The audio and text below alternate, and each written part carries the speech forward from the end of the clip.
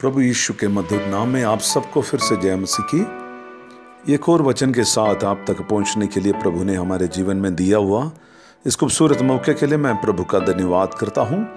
मैं विश्वास करता हूं आप सब राजी खुशी से होंगे। हो सकता है आप में से कोई बीमार हो या दुखी हो, लेकिन हम आप सबके लिए प्रार्थना करते हैं। हमारी अनुरोध आप सबके लिए है कि हो सके तो प्रार्थना में रहे, वचन के मनन में रहे, क्योंकि ये आखिरी समय है। आखिरी समय पर प्रभु के ऊपर भरोसा रखते रहने के लिए हमें प्रभु मदद करने पाए। दूसरा थिस्सलुनी 2 अध्याय उसकी 3 पद से कल के दिन मैंने आपसे बात किया था।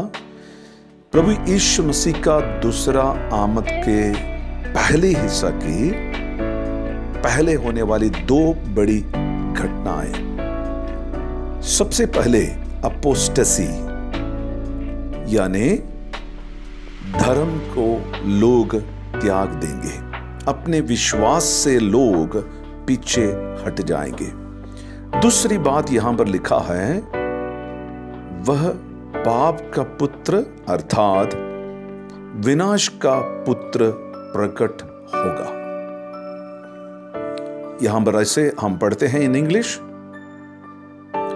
apostasy comes first and the man of lawlessness is revealed, the son of destruction। ये भाग जब कहते समय पर मुझे और आपको इन बातों को याद करना बड़ी जरूरी है।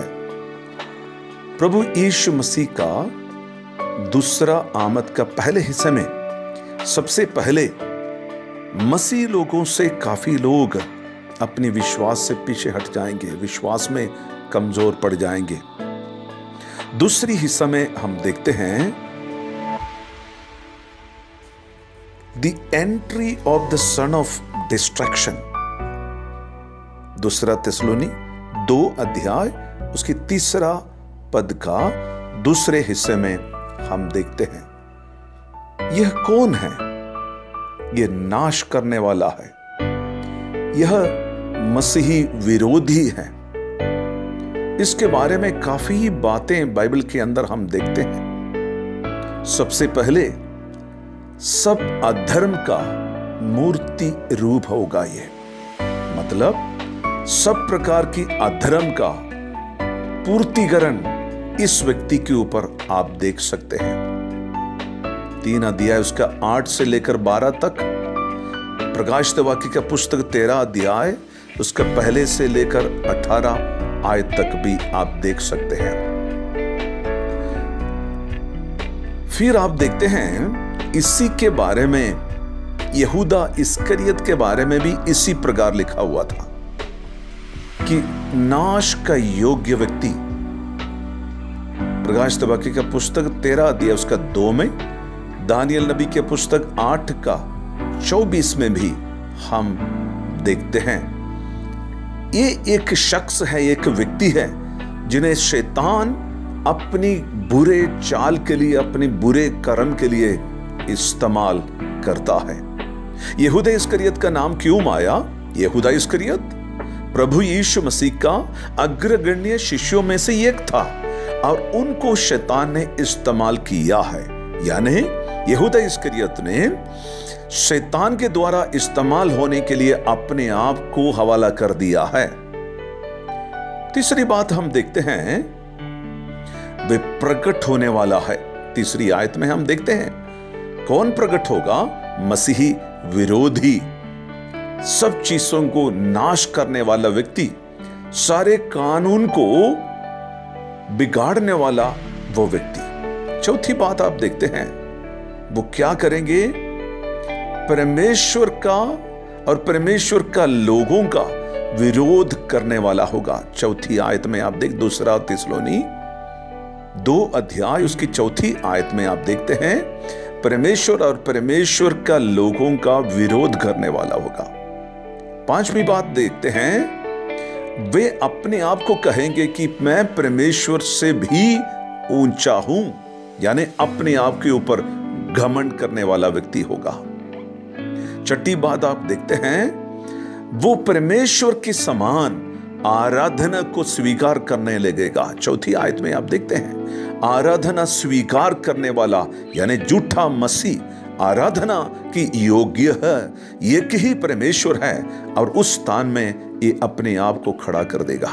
फिर आप देखते हैं सातवीं बात, यरूशलेम की होने वाली जो मंदिर है वहां पर आराधना खड़ा करवा देंगे। ये दानियल नबी के पुस्तक 8 अध्याय 10 से लेकर 14 तक के आयत में आप देखते हैं। फिर हम वापस आ सकते हैं तिस पर दूसरा थिस्सलुनी 2 अध्याय उसके 4 आयत में वो अपने आप को ये कहेंगे कि मैं ही यहोवा परमेश्वर हूं, यानी दावा करेंगे कि मैं ही यहोवा परमेश्वर हूं। और उनको प्रकट होने का एक समय है, उस नियुक्त समय पर वो अपने आप को प्रकट करेंगे। और वो प्रकट होने के लिए कोई चीज उसको रोकता है, और क्या उसको रोकता है उसके बारे में मैं आने वाला दिनों में आपको बताएंगे। ये प्रकट होना है, प्रकट होने में कुछ रुकावट है। फिर आप देखते हैं ये जो इनकी प्रकट होने में जो रोकती है वो जो शक्ति क्या है, इसके बारे में अलग अलग प्रकार के टीचिंग है। लेकिन याद रखिए प्रभु के लोगों, 2 बातों के ऊपर हमने बड़ी ध्यान देने की जरूरत है। प्रभु यीशु मसीह का दूसरा आमद के पहले हिस्से में सबसे पहले विश्वास नहीं मिलेगा, विश्वास की तंगी हो जाएंगे, विश्वास कमी पड़ जाएंगे। दूसरा है वो व्यक्ति प्रकट हो जाएगा, उसकी एंट्री हो जाएंगे जो सन ऑफ डिस्ट्रक्शंस है, वो अपने आप को अधर्म को प्रकट करने वाला है। उसके बारे में हम पढ़ते हैं वो पाप का पुरुष है और विनाश का पुत्र है। वो प्रकट होने से पहले विश्वास कम हो जाएगा, वो जब प्रकट हो जाएंगे उसके तुरंत बाद प्रभु यीशु मसीह की आमद है।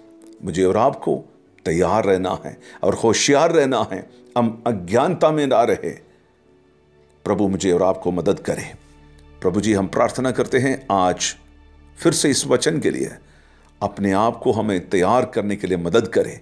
पवित्र आत्मा हमारे मदद करे, आशीषों से भरपूर करे। यीशु के नाम से मांगते हैं, आमीन। God bless you all.